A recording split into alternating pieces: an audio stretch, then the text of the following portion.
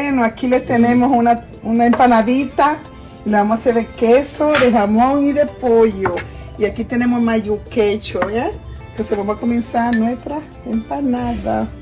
Poniéndole quesito bien rico. Usted la hace como usted quiera. Usted le pone pollo, jamón, lo que usted quiera ponerle. Aquí le hace así con el cubierto. Aquí. Y la vamos a poner a freír. Y qué ricas empanadas.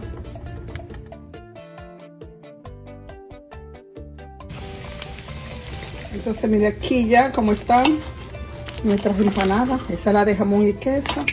Y esta es la de queso. Mire qué rico.